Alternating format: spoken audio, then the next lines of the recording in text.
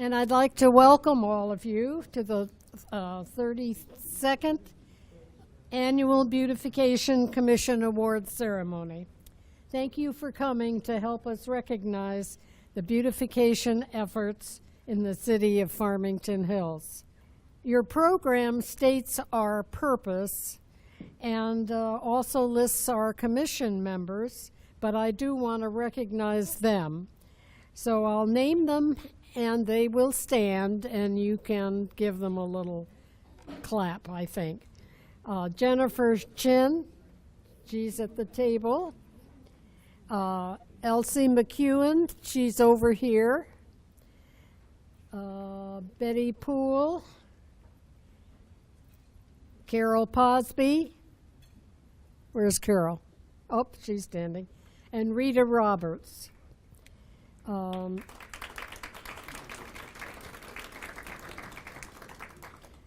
Valerie Knoll is our city council representative or liaison, and she regularly attends our meetings, so we're so glad to have her. To recap a little bit, last April, we held the 5th Community Litter Walk or Cleanup Day to help promote litter control with 15 subdivisions and over 200 people participating. This project ties in with Earth Day, National Arbor Day, and Keep Michigan Beautiful statewide cleanup programs. At the Hills Earth Day activity at Heritage Park, the commission joined in to promote our programs. That was the first time we've done that. We reached out to community gardeners through our popular spring and fall plant swaps, and these are held at Heritage Park in May and September each year. We are proud also of our Tree City designation by the Arbor Day Foundation, which has continued now for 9 years. Thanks to Charmaine, who sends in our information. In June, the commission again sponsored the annual flower planting at the Caustic Center here out in the courtyard. And we do it with students from Beachview Elementary School. And during the project, we actually go into the classroom teaching the children about gardening and encouraging community volunteering. The Beautification Commission is a member of the statewide organization Keep Michigan Beautiful. It's also a charter member of the Regional Beautification Committee and Council of Southeastern Michigan. We are invited to attend quarterly meetings in other communities to learn about their ongoing beautification or community projects. During our last year's council meeting, Beautification Council meeting, we hosted them at the Longacre House, so that was kind of fun. Serving on the Beautification Commission is very fulfilling, and we welcome new members all the time. Come to one of our meetings at the City Hall on the 3rd Tuesday of the month, except for December, at 6 p.m. if you would like to join in and see how we operate. If you have any questions, please feel free to talk to one of the commissioners before you leave tonight. I did neglect to introduce our fellow Beautification Committee member who is here. Where are you? I don't see. Pam Wright, she's there. We're always glad to have somebody from our sister organization. Moving along with our program, I would like to introduce Gary Metchen, who is substituting tonight for our City Hills manager. Thank you. Thank you. Well, good evening, everybody. Wanted to first start off by this thing's moving. You didn't lock the wheel, Charmaine, so that's right. I wanted to recognize Charmaine. She's our liaison with staff, and she does a great job working with the Beautification Commission. And so thank you again, Charmaine, for all you do all year long. Thank you. I'd also like to thank the Beautification Commission for hosting this very wonderful event, as well as all of the businesses and property owners that do their share and work so hard at keeping our community wonderful, attractive, and beautiful. And I really look forward to seeing the presentations this evening. Trying to keep time in mind, we're moving right along. It's my great privilege to introduce our mayor, Dr. Ken Massey. Just in time.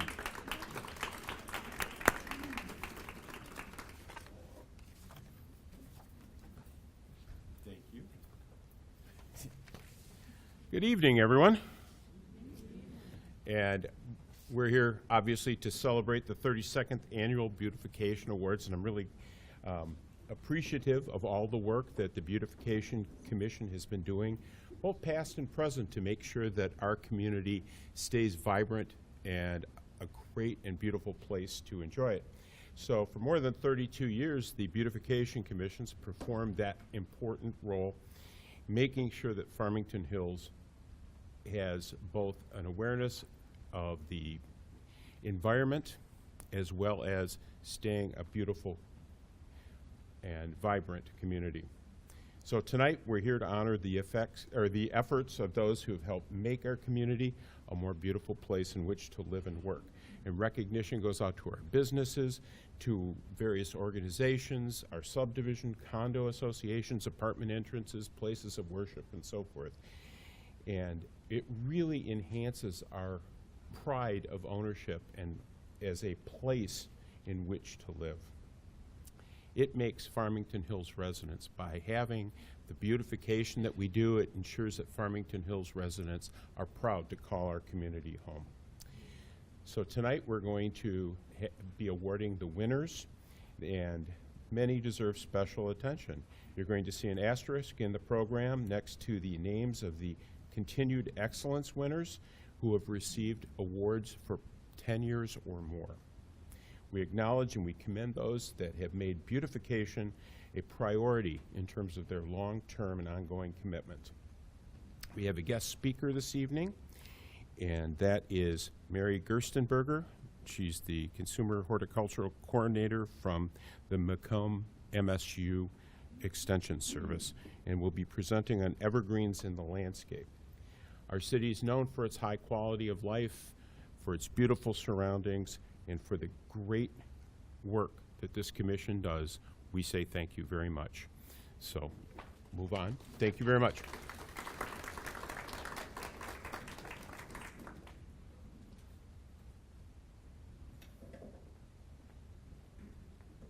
Well, I just want to say it's a real pleasure to be here. I feel very honored to get to speak. I really admire our beautification commissions and the residents and the organizations that really work to landscape and beautify their communities. It truly contributes to the quality of life in any area, and it's very much appreciated. The topic tonight is evergreens in the landscape, but being a good MSU Extension employee, I got to explain what MSU Extension is. How many of you are familiar with MSU Extension? Oh, good. How many are master gardeners? Oh, good. Okay, well, I'm going to fly through this. We are an equal opportunity employer, and we can change that slide. And MSU Extension, that's Macomb County's little cover sheet. Go ahead and change that slide. And our job is to help people improve their lives by taking the research-based information of the university and applying it to the needs and issues within our community and across the state. And we'll change that. MSU did some restructuring, and we are divided into 4 institutes. Each one covers specific areas. The children and youth area is predominantly your 4-H clubs, youth mentoring, after-school programs, a variety of things that deal with youth ages 9 to 19, and then also from 5 to 8. They do different programming. Health and nutrition covers a wide range of nutritional classes for everything from toddlers through senior adults. Agriculture and agribusiness is where I fit in. Master Gardener falls under that, along with the agritourism, the farmers, different areas such as that in Greening, Michigan. Kind of became the collect-all because anything that didn't fit into one of the others got put there. So it covers a wide range of things from our natural resources and public policies through community food systems, which kind of cross-connects with the ag area. So we'll change that slide. And our funding is from federal, state, local dollars, as well as grants and contracts that we have. And that's enough of that. We'll go into evergreens in the landscape. And I apologize for the winter picture, but it just seemed appropriate to the season. So we're going to go with why we put evergreens in the landscape, and we use them for a variety of purposes. They do make good windbreaks, but you have to be careful which ones you use, because I've heard stories about our windstorms, and some will come toppling down, but they often are used through the winter to help keep homes warmer by acting as a windbreak to keep the weather from pulling heat out of the house. We often use them for privacy. Arbor Vitae seem to be the popular ones, but hemlock and yew and many of the spruces and pines can also be used to create privacy around the home. A lot of people just like the year-round color, and when you hit the middle of winter and everything's brown and you see that bright green tree, you know there's hope. And then just the aesthetics, some just like the look of them, and they now come in all kinds of shapes and sizes. We have all kinds of cultivars, from low creeping little evergreens to the really big tall ones. So aesthetically pleasing in many gardens. So we'll go on. Now we're going to kind of focus down, and I'm not going to cover all 7 of those because that would take way longer than we have time for, but I am going to talk predominantly about pine, spruce, and fir. Now I'm talking about evergreen conifers, and they are cone-bearing. There are other types of evergreens. One of the problems we have when people will call our hotline or want some diagnostics done is they'll say, well, I got a pine tree or a spruce tree, and we have to double check. How do you know it's a pine or a spruce? Because a lot of people can't tell the difference. It's a green tree. So we're going to talk about those 3, and the first thing we'll do is kind of look at how you identify them. So we'll go down. And when you're talking pine, they have multiple needles coming from a single spot. So they're 2 or 3 or 5. Our state tree, the Michigan white pine, 5 needles. So the 5 letters of white help kind of remind you that. Your Austrian pines, your Scots pines have 2 or 3 needles. But that is predominantly the way you're going to know it's a pine. Whereas if you go on to the spruce, they have a single needle coming from a single spot. Okay? Now, if you roll it in your fingers, it'll feel kind of square, but it'll sort of roll for you. And that kind of helps tell you that what you're dealing with is a spruce tree. And when the needles fall, and needles do fall off evergreens, just because they're an evergreen doesn't mean they don't lose needles. After about 3, sometimes 2 years, the older needles do begin to drop. So you're always going to see that. And this time of year, you may see a lot of browning in your white spruces because it's natural at this time of year. They're losing some of the older needles. But when these guys drop their needles, there's a little peg that they're attached to, and it sticks out, and it would feel very rough if you run your finger along that stem. And then you know you've got a spruce from the peg and the shape of the needle. Whereas a fir, if we go to it, is also a single needle coming off the twig. However, in this case, it's much flatter. You can't really roll a fir needle in your fingers. Okay, they're kind of flat. But they also do not have the little peg that's left that you'd see on a spruce. They are flush to the twig, so they leave kind of a little round spot where the needle was, but it will feel much smoother as you kind of run your fingers down that twig. But if you really want to tell, we'll go one more slide, and see that's in the cones. You can tell the trees by their cones as well. The pine trees have those really heavy scales on their cone. They're much woodier, all right? When you come to the spruce, they're going to have that same cone look, but they're more soft. They're almost like a stiff papery feel to them, and they're smaller usually. And when you get to the fir tree, the cone looks totally different until it begins to spit out the seeds. It pretty much stays that bundle. So you can look at the cones, or you can look at the needles, or preferably a combination. So the thing you have to remember is that pine trees do not get spruce tree diseases, and firs do not get spruce. The different fungal problems are usually very particular to that genus of plant. They're kind of selective. So you can't assume that the one treatment will cover any problem you have on an evergreen, okay? So we'll go to the next slide.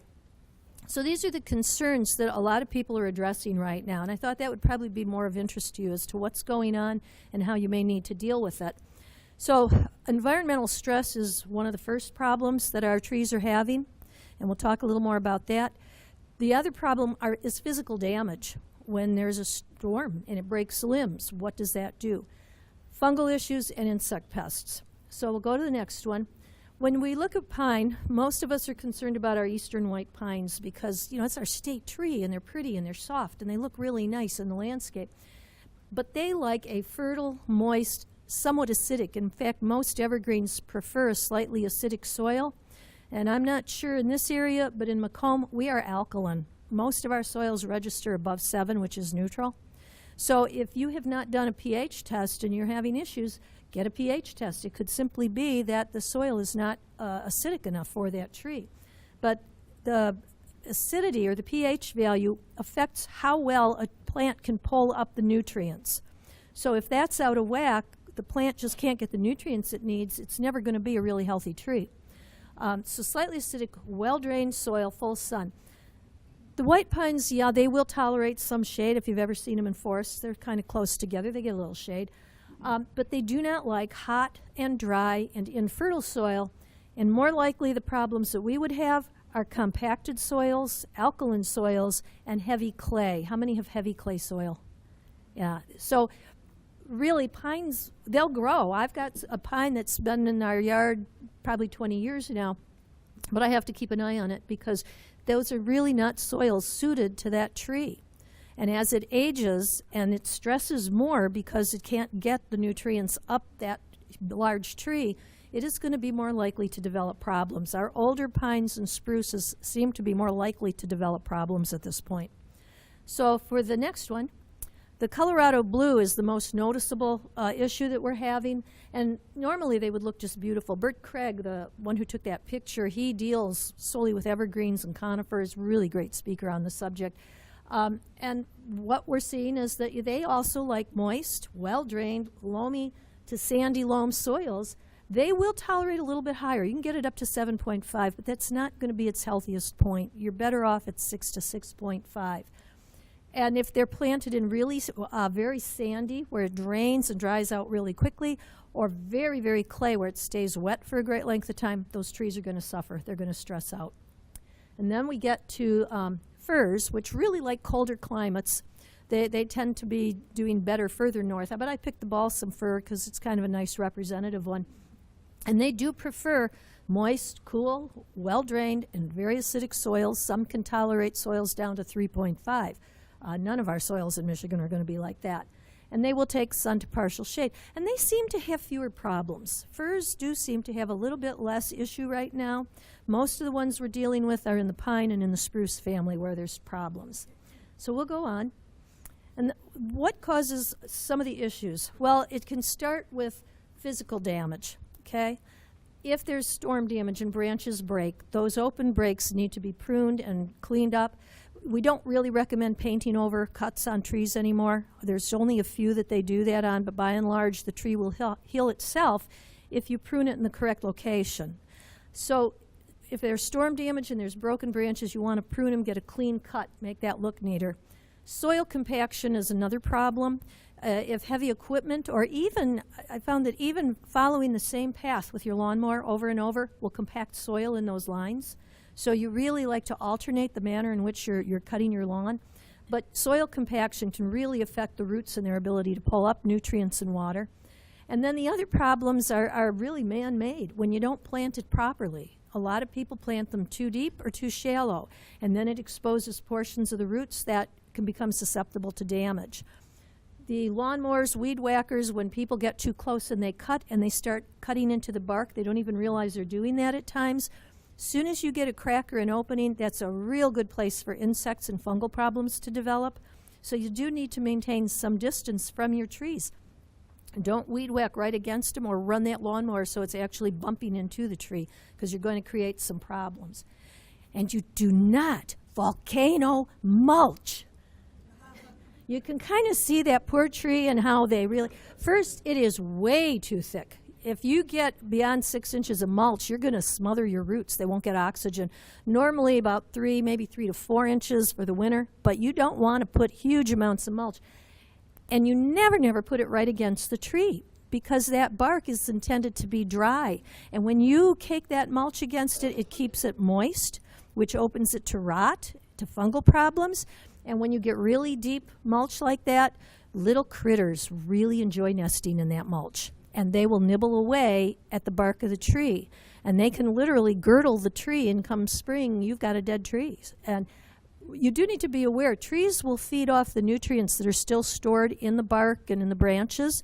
So you may not even realize it. It could be middle of summer and suddenly the leaves are dropping, the tree's dying. It has nothing to do with something that just happened. It has to do with checking the base of that tree or the root system, because something may have happened months earlier or even a year before. Okay, so whatever, no volcano mulch. Now the fungal issues that we're seeing are predominantly needle cast problems, tip blights, and then canker diseases.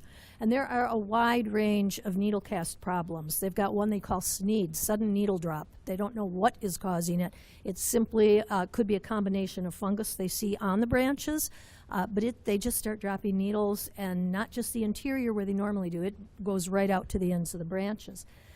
Rhizosphaera is one that a lot of the spruce trees are getting, and you can kind of tell because it starts at the bottom of the tree and it begins to work its way up, and you'll see the outer needles beginning to change color, and usually it'll affect them 1 year and you really don't see the discoloration to the second, but those needles that just come out are now exposed and already will have that fungal issue.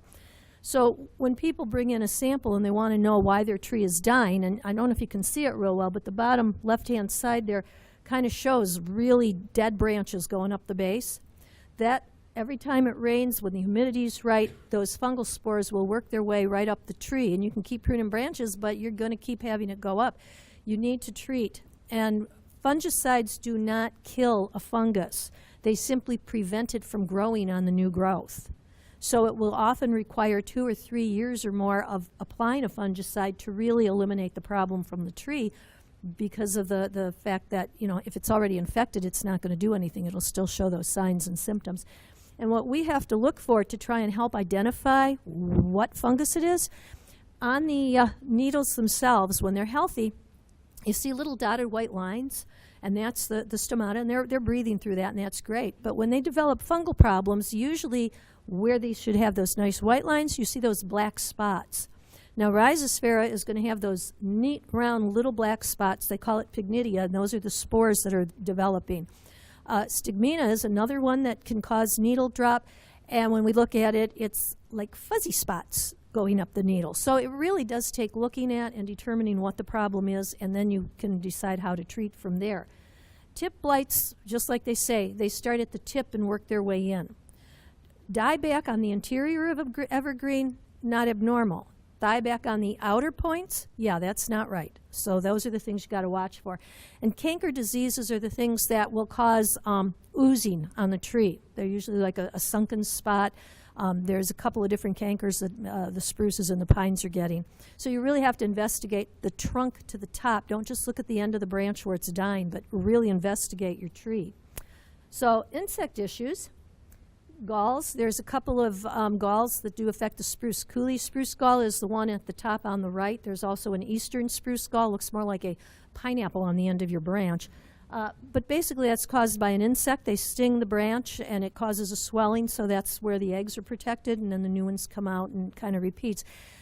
You can prune them off or just let them go. Unless they're really tons of them and they make the tree look bad, a lot of those things are just incidental and they're not going to kill your tree the way a fungal problem might. Spider mites, on the other hand, can really do some damage, and the lower right corner kind of shows the browning out. When you look at that under a scope, it's going to look very stippled because the mites are a piercing, sucking insect, so they just kind of suck out and move over and suck out, and it turns the spot where they were sucking brown, so it kind of almost looks dappled under a scope. But the overall look will change to that brown, and sometimes you don't even realize that's what you have until you see webbing, and they can create webbing. So often when you begin to see that, take a nice sheet of paper, go under the branch and whack it a few times and see if anything falls on it. Sometimes you might need to take a darker sheet of paper because some of them are a very light color where others are quite dark. and it'll give you a clue that you're dealing with mites and then how you would deal with that. And then it's a little harder to see, but we have bagworms hanging off the pine over there, or spruce, I don't know what I've got. I think I got a spruce there. Yeah, spruce. Bagworms are very interesting little creatures. They come out, they don't go too far. They cut and break little pieces of needles and create a bag. And then the mother overwinters in there and lays her eggs, and as she dies, the new ones kind of devour her and come out and move on. And that's just on a spruce. We've got some junipers at our office that are literally covered in these because no one noticed that they had developed. They're really amazing. They're even going up the walls, hanging off the picnic table, amazing little creatures. But they, again, are easy to control because if you see them, you just pick it off at the end and toss it away. Okay? You don't need to spray for everything. That is one of our biggest environmental issues. Is the first thing people want to know is, what do I spray? And that is the last thing you want to do. There's other ways to handle problems. So we'll go into solving the problems. Healthy plants are less likely to succumb to fungal diseases or insect problems. In fact, insects seem to know which trees are stressed and are more likely to attack them. So keep the plant healthy, proper care. This time of year right now, we got plenty of water. But if we have a dry period before the ground freezes, you really want to water any of your evergreens, whatever type they are, water them well and get moisture in the soil. Because through the winter, when we have the winds blowing, they are still carrying on photosynthesis. They are still giving off water. And in windy conditions, it will just suck the water out of these plants. And come spring, you're going to see that browning and that dieback, especially like on arborvitae, boxwoods, some of those types of evergreens. So it's really good idea, water them well at the end of the season before the ground freezes. Check if they need fertilizer. Remember, they're pulling nutrients out of the soil. If you are, letting the needles fly, some of that's returned, but not as much as they're taking out. So periodically, you will need to fertilize. Soil concerns, again, check your pH, the type of soil. Monitor, keep an eye. We get a lot of people that will call the hotline and say, well, my tree is doing this. And we'll go, how long? Oh, 3 years. It's like, you would have been better calling the first year you noticed the problem. Don't let it go so long. So kind of monitor, keep an eye out. Right plant, right place is the key. Most of you as gardeners know that. You really need to first find out something about the plant and then purchase it. I don't know how many of you suffer from CHAD. Do you all know what CHAD is? Compulsive horticultural acquisition disorder. You walk in, you see it, it looks good, and you buy it. And then you go home, and what do you do with it? So it's really a good idea. Look at where you want to put the plant, and then figure out what plant will go there. Don't do it the opposite. You may have problems. So then if you do notice there is a problem, you need a proper diagnosis. So the first thing is identify the plant. Like I said, we get calls. I got this pine tree. We'll describe what it looks like. Give us how many needles. And we find out, well, you're not dealing with a pine, you're dealing with a spruce, or the other way around. So you really need to know your plants. And a little bit of their history, because if it's a freshly planted one that you just put in the ground and it starts to die back, it could be a whole different problem than one that's been established for 5 years, okay? And know how it was planted. A lot of people still feel like you can take that balled and burlap plant and just stick it in the ground and the burlap will decay. Doesn't happen. Wiring on a basket doesn't stop those roots from going in circles, and they will girdle themselves and die within 3 years. So you do have to make sure you plant that those are spread, that you're not leaving them balled and burlap, that they really got good way to go.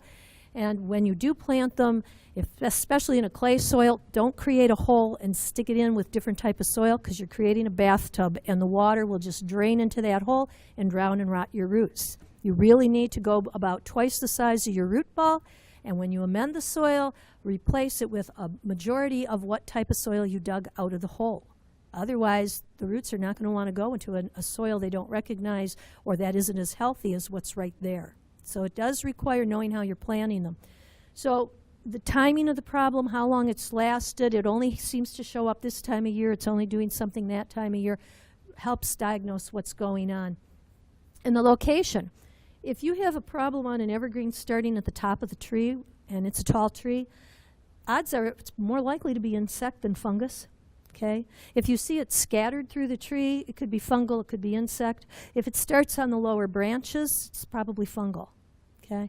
But the location of what is happening really helps clue us in on how to diagnose what the problem is. So it's kind of important.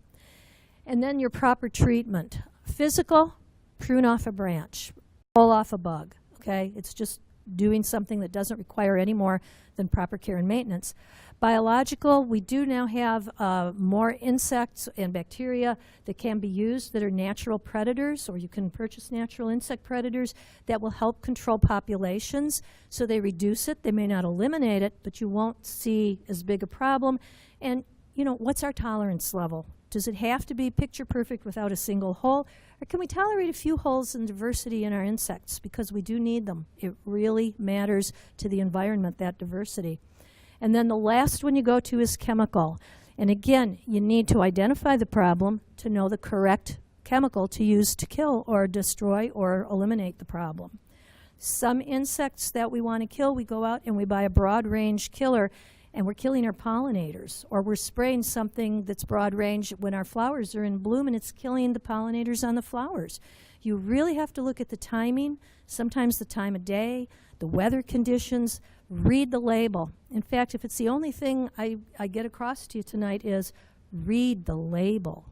Because we have had people just watch a commercial and go out and do something and it's totally inappropriate. I mean, the commercial's not totally wrong, but it's not showing you that actually you should be wearing a respirator, gloves, long sleeves, things like that, that we often just assume isn't a big problem.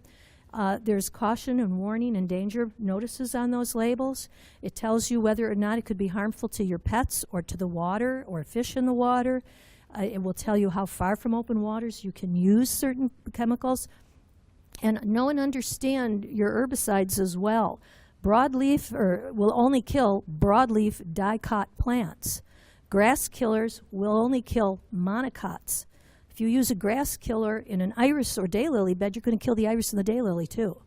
So you have to know what's in that family, what it affects. And a general weed killer is going to kill anything it hits. And check the timing, because certain weed killers that will break down, you can plant within a couple weeks and not have a problem. There are others that can last over a year before anything will grow in that spot. So whatever you do, read the label, use the products appropriately, okay? And I hope that kept within your time frame. Thank you. Sorry, I forgot. I should tell you, if you do need information, there is a lawn and garden hotline. This time of year, it's 9 to noon, Monday through Friday. There's a gardening website MSU has. It divides by topics. You can get all kinds of information and links. We have an email to ask an expert. You can get it off the gardening website or go directly to it. You can get soil testing done. If not at MSU, try your local garden center, see where you can get it. But just, know what you're doing and do it well.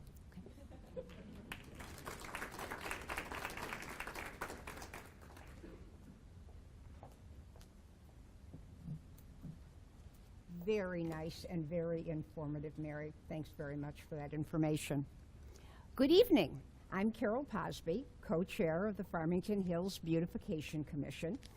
Thank you very much for joining us this evening as we acknowledge and honor businesses, neighborhoods that contribute to making Farmington Hills a city of beauty and distinction. To avoid a long line at the end of the presentation, award recipients can go to the table on the side anytime after they have been announced to receive their certificate and the card that can be exchanged for the outdoor plaque anytime after they've been recognized. You'll notice this year on the beautiful plaque, not only is there a wonderful new design, but there's an addition. We are recognizing now the properties that have been awarded this designation for over 10 years. And if you are a 10-time recipient of the award, the plaque that you receive is going to proudly show that you have been recognized for all these years. So thank you very much for your continued contribution. Our first category recognizes the outstanding efforts of businesses. American House provides a lovely entrance on Middle Belt north of 10 Mile Road. There are nicely maintained beds of hydrangeas and shrubs in front of the white building. There are many, many containers of bright, colorful annuals and hanging baskets with ferns and trailing vines. Attendance on Demand, Tronics on Haggerty, south of 9 Mile Road, came to our city and opened in March. and look at what they have done in just one season. Daylilies, low bushes, and flowering perennials are in beds in front of the building. Containers with bright annuals provide added color. The Botsford Commons Senior Community, located on Orchard Lake at 9 Mile and Folsom Roads, presents several islands of low bushes, ornamental trees, pink flowering annuals, and bright yellow daylilies. Several of the islands were redesigned this year with new plantings. The entrance marker is behind the low bushes, beautiful hostas, and has carriage lights on the brick wall. Located on 10 Mile near Orchard Lake, Café Cortina has created an appealing nature environment that transports the patron into a tranquil setting. The front yard has a variety of trees, bushes, and flowers, both perennials and annuals, which add different heights and textures. The stonework throughout the area is well integrated as part of the overall landscape plan. In the front, a stone wall is surrounded by a garden bed, and there are large stone containers with bright flowers throughout the grounds. There is even a vegetable garden in the back of the restaurant. EMAG, a manufacturing company, offers a neat and very well-maintained entrance to their building on Grand River between Halsted and Haggerty Roads. A beautifully maintained lawn with established trees and low-trimmed bushes is enhanced with perennials and bountiful pink begonias. At Erhard BMW, ornamental grasses and yellow daylilies provide a backdrop for the pink begonias at the front entrance and on the sides of the dealership, located on Grand River between Haggerty and Halsted Roads. A long row of neatly trimmed bushes runs along the side adjacent to Grand River. Everything is very well maintained and provides a beautiful entrance. Easy Storage is an example of using a variety of low, well-maintained bushes and bright splashes of color to provide a lovely sight to both their clients and to the environment along Orchard Lake Road, just south of 13 Mile. There is a lovely border garden along Orchard Lake with roses, hydrangeas, and some colorful annuals. Fabian, Sklar, and King PC on the corner of 12 Mile and Farmington Road offers a very pleasing look with well-maintained shrubs, ornamental grass, and a bright splash of summer color provided by the flowering annuals.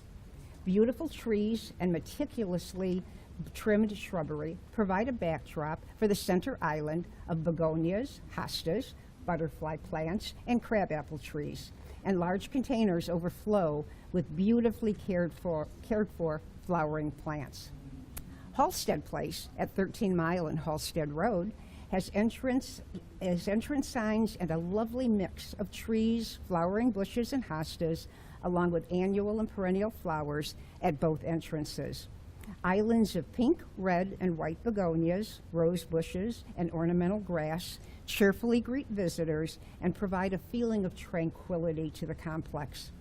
You can see from the plaque that Halsted Place was also recognized for their outstanding efforts last year, and we're very glad to see that they are proudly displaying the marker. Illuminating Concepts has effectively used low bushes, hostas, and grasses to provide an inviting entrance to their location on 10 Mile Road west of Orchard Lake. The bright red and white flowers in distinctive urns and beds give a nice touch of color. The Land Rover dealership offers a very neat and well-manicured landscape with natural grasses and low bushes and a bright red begonia border highlighting the sign at the front entrance on Grand River west of Halsted. MAHLE Industries, located on Haggerty Road between 9 and 10 Mile Road, is very pleased that their landscape renovation project that they undertook a few years ago has matured into a delightful venue for both employees and for their guests. Designed to enhance each season, spring brings magnolias, verbena, pear blossoms, and the beautiful pink, white, and purple of flowering crab, irises, and lilacs. Roses and salvia at the front entrance greet visitors during the summer, and fall brings the bright foliage of the many different trees on the property. Park on the Green combines greenery and color at their entrance on 12 Mile Road west of Halsted. Beds of hostas and rose bushes are very well maintained, and the pink petunias and hydrangea bushes are a nice touch of color around the sign and at the entrance to the building. Located on Northwestern Highway near Middlebelt, the Pines Office Condominium has a very natural landscape effect that blends together a wide range of plants and foliage into a beautiful environment, providing eye appeal all summer. Hosta's Black-Eyed Susans, along with Japanese maples and burning bushes, provide a very lovely environment for employees and visitors. Robert Bosch, LLC, continues its commitment to implementing landscaping projects focused on improving the beauty and the environmental sustainability of their facility on Hillstech Drive. Highlights include replacing concrete at the main entrance with additional trees, ornamental grasses, perennial plants, and adding to their stylized prairie. And even with all of these environmental efforts, Bosch also continues to provide a lovely entrance to the main building that has an incredible volume of bright red and pink begonias. What a beautiful and inviting summer-like entrance is provided and well-maintained by Seller Buick GMC on Grand River near 10 Mile Road. Ornamental grasses are set off by red, pink, and white begonias in the planting bed around the dealership sign. These plantings are continued in the large bed along the front of the building that is lined by boulders, and also includes large beds of rose bushes and hostas and black-eyed Susans, all providing a very special look to this dealership. We are also awarding a letter of commendation to LaFontaine Volvo. Let's congratulate the wonderful efforts of these Farmington Hills businesses.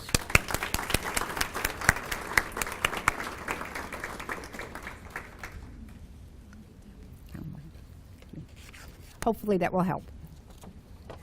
And now, our next category, we'll be acknowledging the outstanding aesthetic accomplishments of office complexes.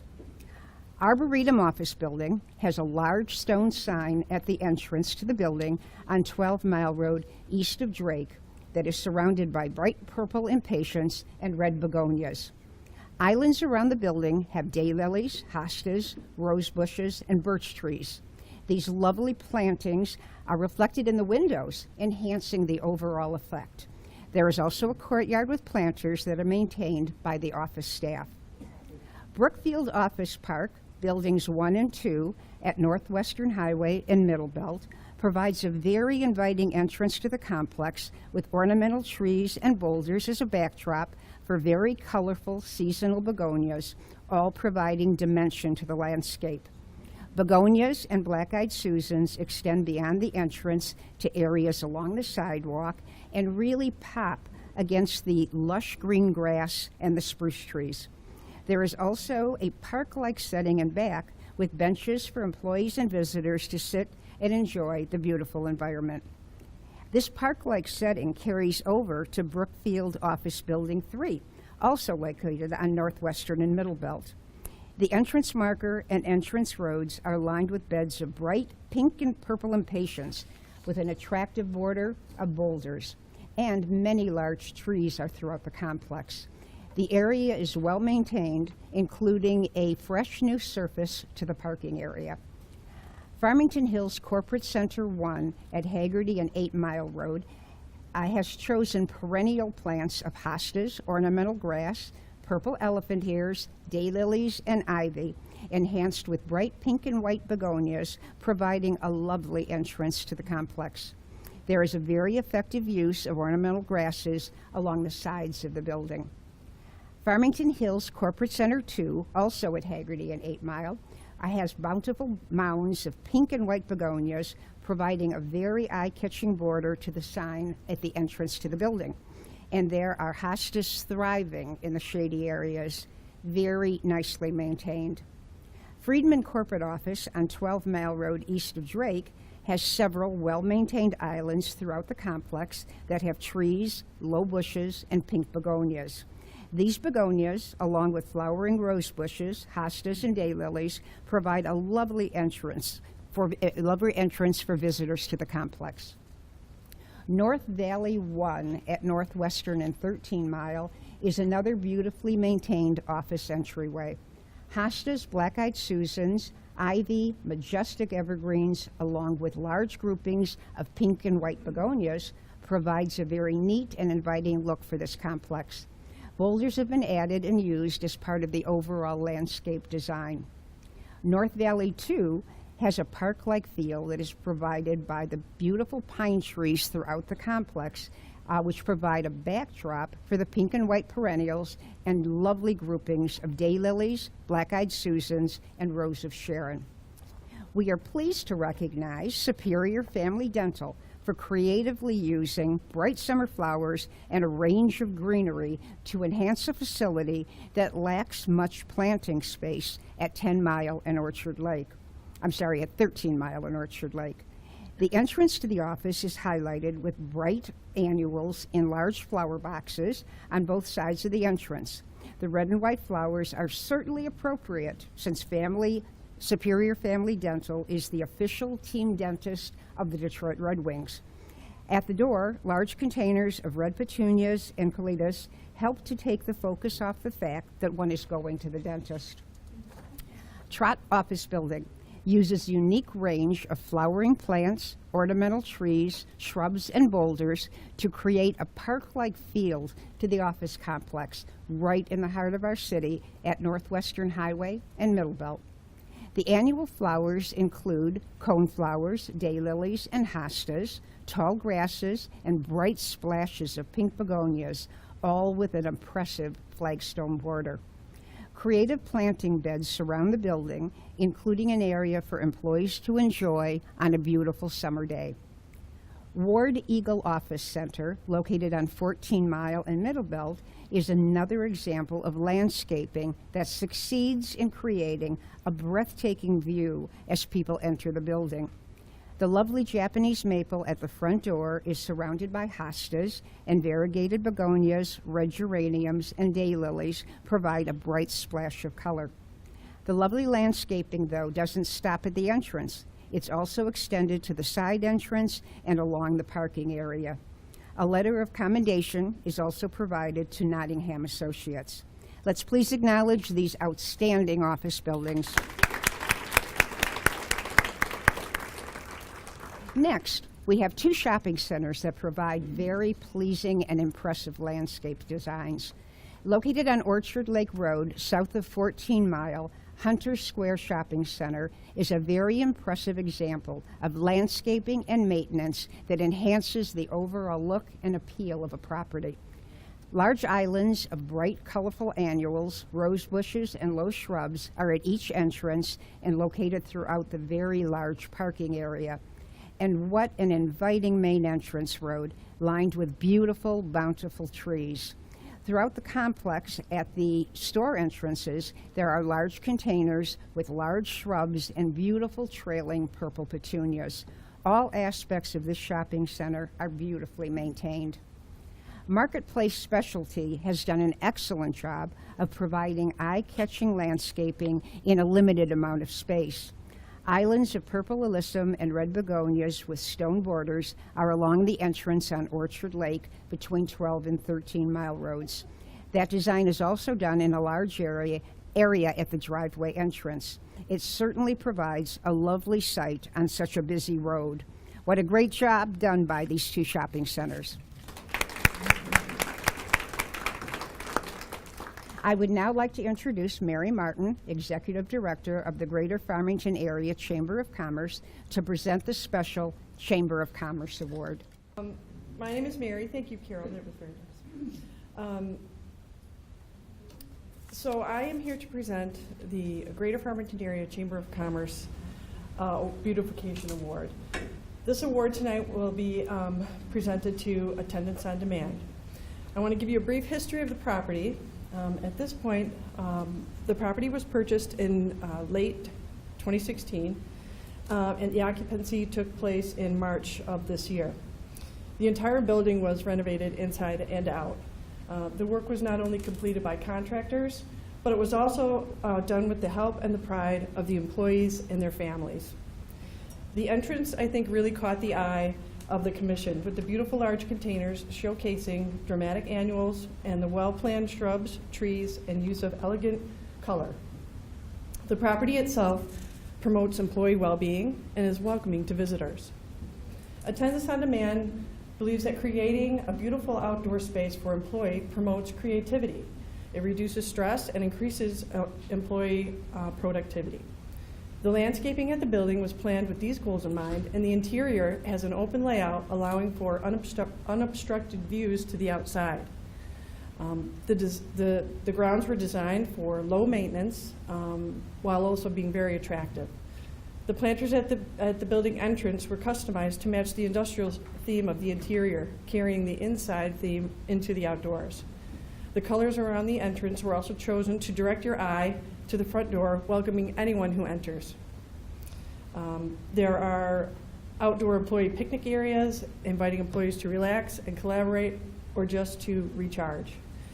I'll have to say I was there at Attendance on Demand for their ribbon cutting not too long ago. They completely gutted the interior, and they did the same thing with the exterior. There were trees that were removed and replanted in different areas. They really took a lot of care and pride into creating the exterior so that it blended well with the interior.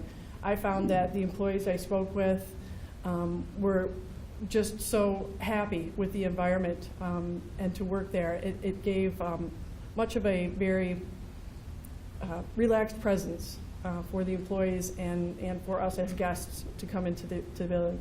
I walked through, I did see the picnic areas outside. There's floor-to-ceiling windows, so you can really get a sense of the outdoors.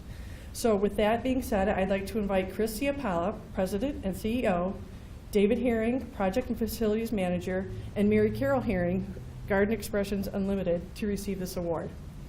Come on up.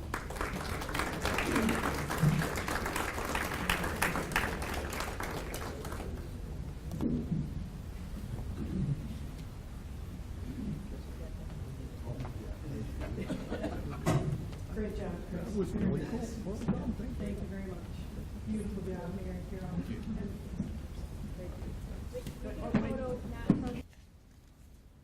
Now, let us take a look at outstanding condominium entrances throughout the city.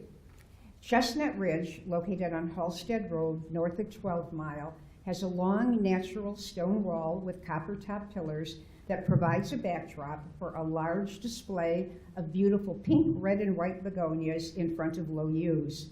The sides of the entrance have bushes, ornamental grasses, and hostas with a bed of magenta, New Guinea impatiens. Behind the stone wall is a large island with bright yellow daylilies and white blooming hydrangeas. The residents of Chestnut Ridge are especially proud of the white pines, spruces, and fir trees that line both sides of the entrance roads and extend the entire front of the complex along Halsted Road. The beautiful trees maintained at the Crosswinds of Farmington Hills provides a natural and park-like setting for the residents and people who travel past the complex on 14 Mile east of Haggerty. Large boulders accent the entrance marker, along with a variety of large hostas. Pink, white, and fuchsia petunias and daylilies add bright color. Although not shown in the picture, there are two well-maintained retention ponds with fountains that add further distinction to this complex. Essex Club has certainly created an entranceway that complements the environment and is an exceptional show of beautiful landscaping at its entrance on Halsted, north of 12 Mile Road. The large retention pond with a fountain is surrounded by majestic pines, spruces, and fir trees. The large center island has a meticulously trimmed boxwood hedge, providing a distinctive border to autumn joy, sedum, daylilies, and hostas. In the side islands, there is a wide range of flowering plants, including red and white begonias, blue salvia, red roses, and golf ball-sized blooms of hydrangeas. As you enter the boulevard entrance of Fairways of Farmington Hills, located on Halsted north of 12 Mile Road, you are greeted by an island with large mounds of pale pink and melon-colored impatiens, purple salvia, and trimmed yews in front of the stone and granite entrance marker. The boulevard is lined with red shrub rose bushes, hydrangeas, and large yellow and red calla lilies. The mailbox area has beds of red and white begonias, daylilies, ornamental grasses, hydrangeas, and a lovely crabapple tree which adds to the appeal of the total landscape. The lovely entrance at Forest at Orchard Lake, located on Orchard Lake south of 696, has yellow pinecone flowers and rows of perfectly trimmed boxwoods. Blue salvia, yellow cone flowers, and mixed begonias fill in the bed in front of the brick wall. Along the median, ornamental grasses and large black-eyed Susans complete the landscape. What a lovely entrance is maintained by Greenhill Woods on 9 Mile east of Halsted Road. The brick entrance sign has large, mature, neatly trimmed bushes on each side with a bed of red roses in front of the sign. The bed is accented with a stone border and salmon-colored annuals. Hampshire House on 14 Mile Road west of Orchard Lake has an inviting entrance with a bed of pink begonias and a white begonia border in front of the entrance sign, with blue salvia and a well-trimmed border of bushes behind the sign. Daylilies, ornamental grasses, and mugo pines add to the landscape design. At Heatherwood, on Middle Belt north of 12 Mile, a combination of perennial plants, low trees, and trimmed boxwood are used to enhance the front of the entrance island. The rear of the island has large blooming hydrangea bushes and bright pink begonias. There are also islands to the sides of the entrance that further extend the lovely look with rose bushes, hostas, large coral bell, and blooming hydrangeas. Meadowbrook on Middle Belt between 11 and 12 Mile Road has a lovely and environmentally conscious focus to their entrance and grounds. A pleasing combination of hostas, bright yellow coneflowers, and trimmed grasses surround the brick entrance sign. Abundant Stelladora daylilies are immediately visible at its entrance. A beautiful pond with fountains is surrounded by many large trees, and the north berm is planted with wildflowers to maintain the natural beauty of the community. Nantucket, on 9 Mile Road east of Tuck Road, blends together hostas and yews along with pink and white begonias and purple salvia in front of the charming green and white lattice entrance sign. The sides of the entrance have daylilies and even more begonias and purple salvia, all very nicely maintained. The entrance to Pine Knolls on Middle Belt, north of 12 Mile Road, provides great curb appeal. The well-maintained boulevard entrance leads to a center island of well-trimmed yews, burning bush, and autumn joy, along with pink begonias, purple salvia, and yellow daisies. There is also a bed of hostas, red begonias, hydrangea, and coral bell. A border of boulders sets off the entrance marker and adds to the very neat and appealing look of this entrance. Ramblewood, on 14 Mile east of Halsted, has used neatly trimmed bushes, borders of red New Guinea impatiens, and large yellow canna lilies to create an eye-catching center island for their entrance. This is continued to the side islands with ornamental grasses and a border of begonias on one side and a bed of white begonias and purple salvia on the other. All of this enhances the lovely trees that frame the entrance. River Pines on 9 Mile Road in Drake has used low green spreading foliage to accent the natural stone marker at the entrance to the complex. Hostas and beds of New Guinea impatiens mix color and greenery on the sides of the entrance roads. Although not clearly shown in the picture, residents and visitors are greeted by a beautiful waterfall, a unique feature that provides a tranquil and lovely feeling to the entrance. Tana Hill also provides a very unique feature. Located on Grand River west of Farmington Road, part of the community is in Farmington and the other part is in Farmington Hills. In front of the white entrance sign on Grand River is a row of nicely trimmed boxwood, red geraniums, and stelladora lilies. Trimmed grasses complete the neat look. The entrance is a new planting and is proudly maintained by volunteers within their community. The meadows have utilized beautifully trimmed shrubbery and flowering bushes to surround their entrance marker at 13 Mile and Farmington Road. The white entrance sign is set off with well-trimmed yews and cream-colored rose bushes. It is a very colorful entrance with red New Guinea impatiens, blue salvia, salmon-colored calla lilies, white and pink spirea, orange daylilies, and salmon and white begonias. Beds on the sides are lush with pink, white, and red New Guinea impatiens, blue salvia, and hydrangeas provide even more color and make this a very inviting and lovely entrance. Beautiful pine and coniferous trees provide a lovely backdrop for the gray stone marker at the entrance to Timbercrest on 12 Mile Road, east of Middlebelt. Neatly manicured boxwoods, junipers, creeping yews, and hostas are highlighted with red and white begonias and lovely red and white rosebush shrubs. This is further extended with a burst of color from red and white and blue salvia and purple alyssum. The picture shows the attention to detail and care that has gone into designing this landscape. We are pleased to present letters of commendation to Echo Valley, Noble Woods, and Sierra Point. Congratulations to these condo complexes on their efforts.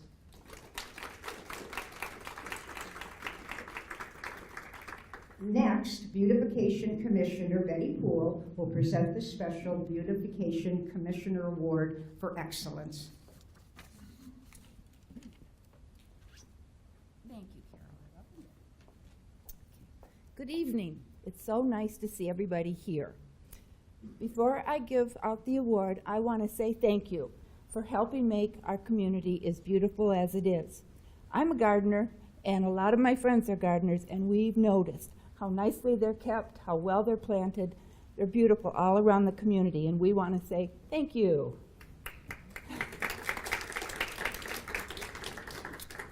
This leads to the awards for the commissioner.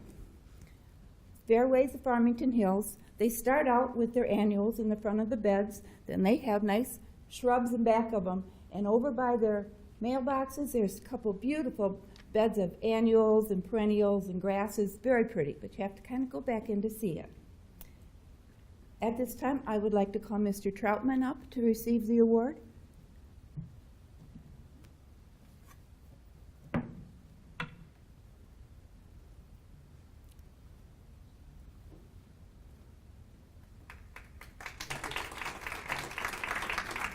Thank you.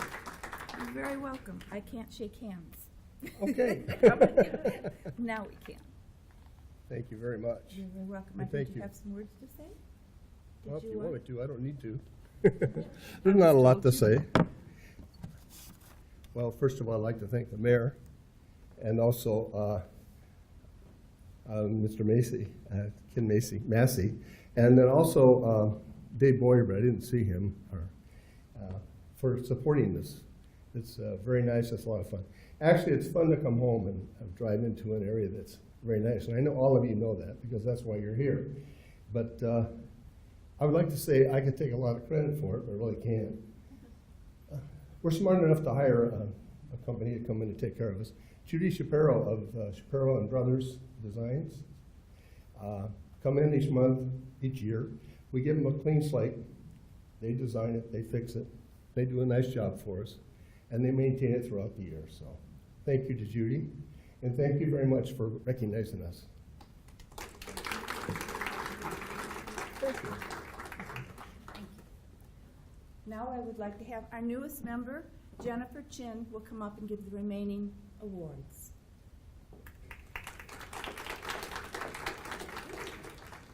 Thank you, Betty.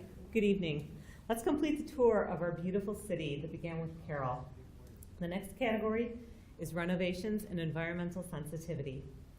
At the Finlandia Gardens at the Finnish Center Association, located at 8 Mile Road, volunteers have created an environment that is well maintained, yet feels natural and not overly manicured. Throughout the site, beautiful hydrangeas and tubs of bright annuals are complemented by wildflowers, which are loved by butterflies. Please give them a round of applause. In the category of organizations, we're pleased to present a letter of commendation to Beachview Swim and Tennis Club. Let's congratulate them. Moving on to places of worship, we have several beautiful locations to visit. Narden Park United Methodist Church on 11 Mile features multiple flower beds throughout the property. Visitors will especially appreciate the peaceful park-like space to the east, with a unique round garden and benches to rest and enjoy the efforts of the volunteers who maintain these gardens. On Farmington Road, Orchard United Methodist Church is well maintained and welcoming, with trees, shrubs, and lush pots at the building entrance. But the real magic is in a series of garden reflection rooms to the south of the building. A fountain, benches, perennials, including coneflowers, roses, hydrangeas, and hardy hibiscus, make this a spot that you won't want to leave. St. Fabian Catholic Church and School is overflowing with perennials, annuals, grasses, bushes, and trees, which provide an abundance of color you can easily see even when just passing on 12 Mile Road. Once in the garden, visitors will enjoy unique annuals like Dusty Miller and zinnias, mixed with the more traditional landscape favorites, plus several statues that complement the design and benches to relax and take in the beauty. We salute the efforts of the volunteers who maintain these inspiring houses of worship.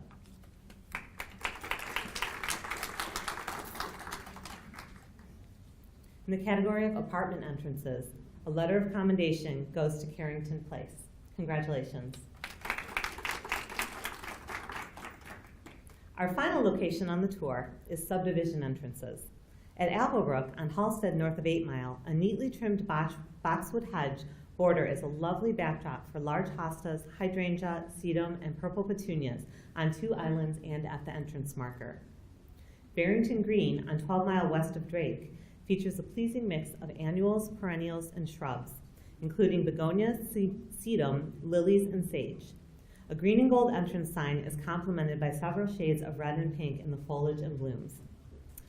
Copper Creek Community Association, east of Haggerty between 12 and 13 Mile, is well maintained by volunteers. A mix of annuals and perennials, including begonias, daylily, and hosta, along with a border of pavers, surround a stone and copper-colored entrance sign. The mixed plantings at Dunbar Oaks on Drake south of 13 Mile are beautifully framed by a black backdrop of tall grasses. The blend of colorful annuals and perennials, including begonias and black-eyed Susans, is especially striking.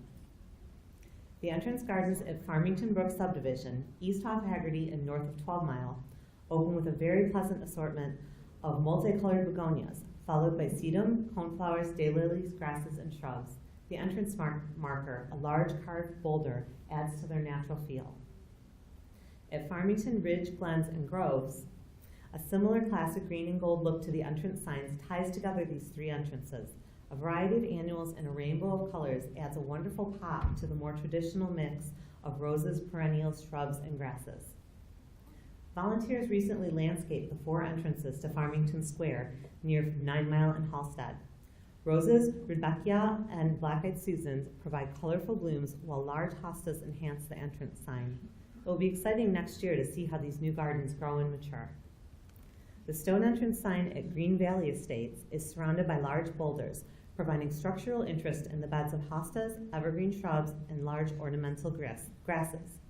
Additional islands feature pink and purple petunias and lush greenery with a border of more boulders. Halsted Forest, located near 13 Mile at Weathervane, has a lovely mix of colorful blooms, both annual and perennial, surrounded by a stacked stone edging that pulls together their look. The brick entrance sign is complemented by abundant pink and white petunias. Halsted Hills on Halsted north of 12 Mile employs a diverse mix of blooming annuals and perennials to draw in your eye. Variegated hosta, grasses, and small trees add depth to their park-like entrance. The residents of Holly Hill Farms volunteer to maintain not only the landscaping of their subdivision entrance, but also the adjacent areas along Middlebelt from Cove Creek Condos to Minglewood Road. Marigolds and black-eyed Susans set off the green entrance sign, while mature shrubs, ornamental grasses, large hosta, and a stone border complete the look. Residents have also actively participated in our litter walk for the past 5 years. At Hunt Club, on 11 Mile near Halsted, a golden green entrance sign is highlighted by white, pink, and red begonias and framed by ornamental grasses. 2 additional islands have white flowering bushes, grasses, hosta, and black-eyed Susans, bordered by more begonias, this time all in red. Hunter's Point, on 13 Mile between Drake and Halsted, features a traditional look, including a trimmed hedge surrounding lush hydrangeas. The brick entrance sign is surrounded by variegated hostas, sage, black-eyed Susans, and begonias. A border of fieldstone is a unique feature that serves to set off the plantings. Kings Point and Rolling Oaks, on 13 Mile between Drake and Farmington Roads, has a deep entrance garden with a wide mix of flowering plants. Of note is the contrast of sculpted evergreen shrubs and upright sedum containing the slightly wilder look of sage and coneflowers. The charming entrance at Old Franklin Town encompasses a large area in front of the subdivision near 14 Mile and Middlebelt. A pond and working water wheel are complemented by perennials, snowball hydrangea, roses, and an ornamental tree. Our judges commented that these hostas were some of the largest they had ever seen. Oxford Estates, off Drake between 11 and 12 Mile, features a stone entrance marker bordered with trimmed shrubbery and a perennial ground cover of Pachysandra as the base in which to add annuals for pops of color. A retention pond to the side of the main entrance is enhanced by a fountain. Volunteers at Strathmore plant pink, white, and blue annuals in precise patterns to create an artistic presentation that is both unique and beautiful. Perennials and hardscaping provide a backdrop to enhance the experience. You can visit these beds at the entrances near 13 Mile and Haggerty. At the crossings, on Drake north of 13 Mile, well-maintained hedges provide a lush green backdrop for pink begonias, roses, grasses, and some lavender. A brick entrance sign and fieldstones provide structure to this design. A tiered design at Trillium, off Drake between 11 and 12 Mile Road, is composed of perfectly manicured boxwoods surrounded by white hydrangeas and in the center island and more trimmed bushes, along with pink begonias at the entrance. Unique to this site are large concrete urns overflowing with sweet potato vines and trailing pink and white blooms. Pink and purple blooms, excuse me. Woodland Trails manicures their space on 13 Mile between Drake and Halsted with a delightful mix of annuals and perennials, lushly packed into a small area in front of the sign. In addition, letters of commendation will go to Colony Park West 3, Copperwood East, Farmington Green, and Stratton Hill. These gorgeous subdivisions deserve a hearty round of applause for their successful efforts in maintaining our city as such a welcoming place to live and work.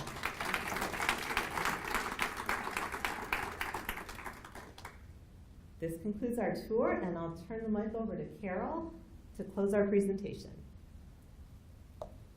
We have a lot of begonias in the city of Farmington Hills, let me tell you. In closing our program, I'd like to give special thanks to the planning and community development staff, most notably our liaison, Charmaine. Where is she? Oh, she's with the mayor.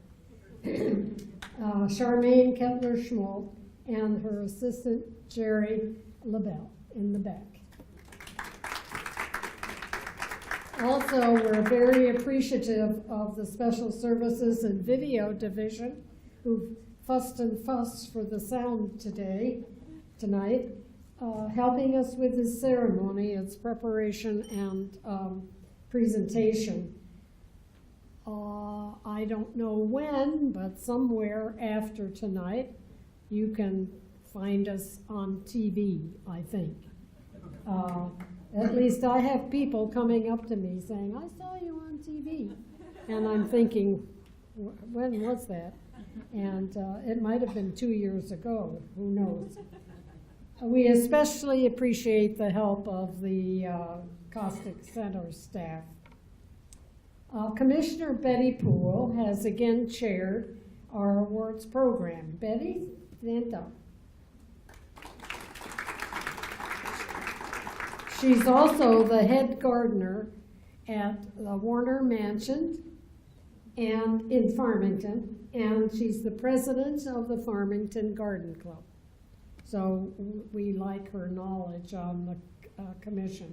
So that's the end of our annual program, and we hope to see all of you again next year with your presentations.